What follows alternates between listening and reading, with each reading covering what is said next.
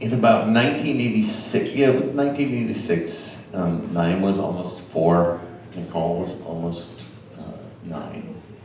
And we went to the Badlands.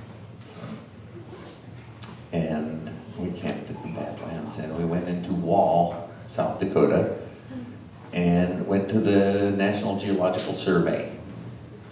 And I got a map that showed where the agate beds in the area were. This was 1986, and the map was, I'm pretty sure it was from 1952. And so we use this map and we go out and we find this track, and that's what it's called on the map. It's called a track, and it's referred to as mostly passable. And there is actually a turnoff where the map says there should be a turnoff, and we start driving back. And it had been a beautiful time there in the Badlands. I mean, it was sunny and warm and all that kind of stuff. We didn't notice that it had been raining for like 2 months before we got there. And so we're driving out on this prairie, and it looks like dirt, but the dirt's only about this thick, and underneath it is mud. And Kate always insisted on driving in any kind of, shall we say, perilous situation. When we were, if it was a steep hill or whatever, she was driving. And so this was a prairie with, it's dangerous, so she was driving, and we realized that it's starting to get muddy, and so we're looking for like the tufts of grass and stuff like that, and she's like darting back and forth. And eventually we just skid out, and basically the station wagon sinks to the chassis in mud. And we get out and we put the floor pads under the wheels to try and get it out, and they just right through. And Kate is pissed. We've got the kids, we're out in the middle of the prairie, and we're stuck down to the chassis. And so we decided somebody needs to go into interior South Dakota and get us pulled out. And Kate says, you are staying here with the kids and keeping them happy and fed and all that kind of stuff. And I am going into interior because I will kill you otherwise. So she heads off, and she's wearing a headband, but we're on a reservation, so nobody will pick her up as she's hitchhiking because they think she's an Indian, a Native American. And then she comes on a herd of longhorn steers on the middle of the road, and she has to like go off the road around the herd of longhorn steers. And she eventually gets to interior, and she comes back with the hugest tow truck I've ever seen, driven by the hugest Native American I've ever seen, Wendell. And she said that she was driving out, she said, so I guess you get a lot of stupid tourists out here who you need to pull out of the mud like this. And he said, nope. and he gets up there, and the car, he goes, oh, I can't even get close to you. We're gonna have to winch you out. And he's like 100 feet away, and he winches us out. And we get out, and we drive back to interior, and we go to the one place in interior where they have one bar restaurant. We go there, and we have some drinks and some food and play a little pool. And Kate looks at the map and she says, okay, so what's this on the map there? I said, oh, that's an agate bed. And she said, how close is that to the road? And I said, about 40 feet.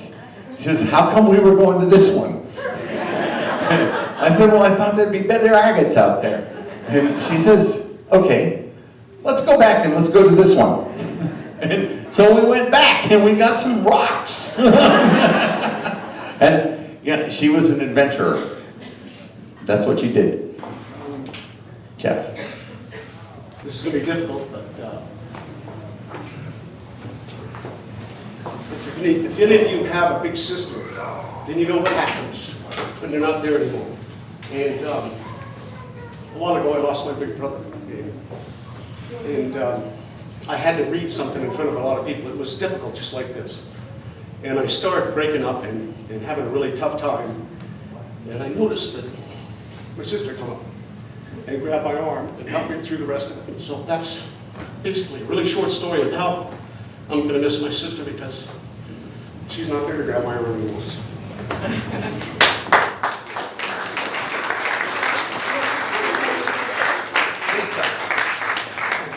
People cope in different ways. I write it down because I won't be able to talk otherwise. I'm Lisa, Kate's sister-in-law.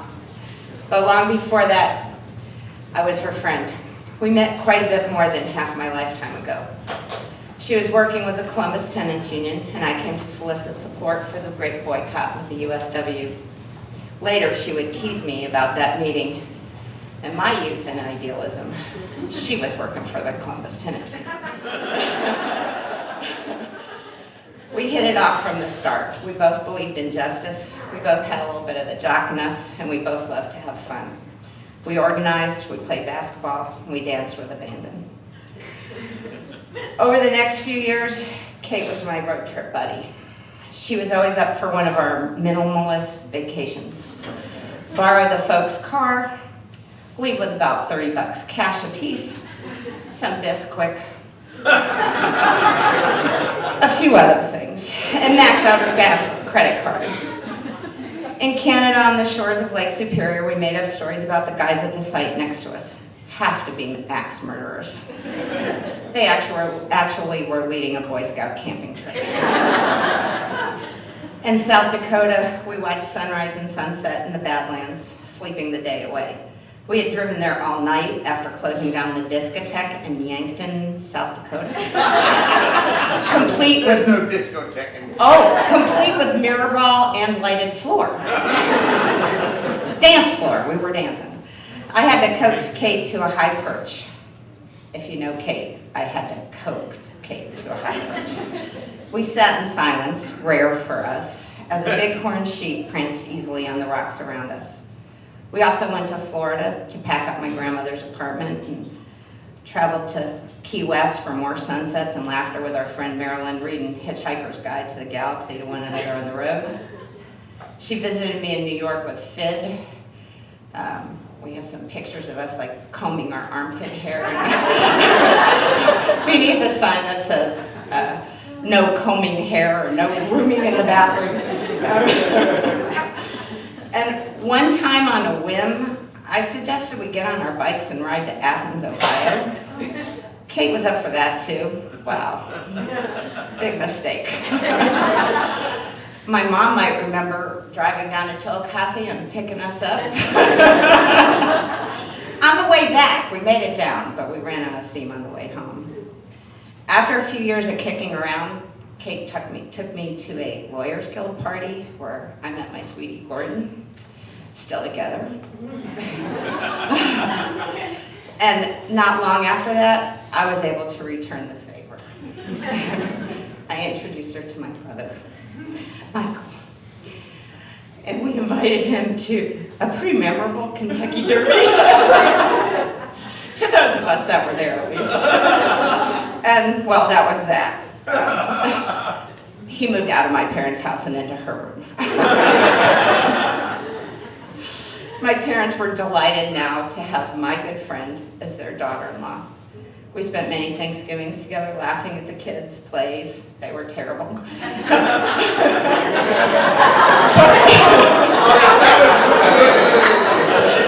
But we laughed anyway. Cooking and lifting a glass of wine. Kate and Michael were there cooking for the midwives and spinning the tunes when my son Max was born. She picked me up and took me to the hospital when there were worries with my twin pregnancy. There were more Kentucky Derbies, many parties, and lots of basketball. And she was more than a friend and more than a sister-in-law, and I will really miss her.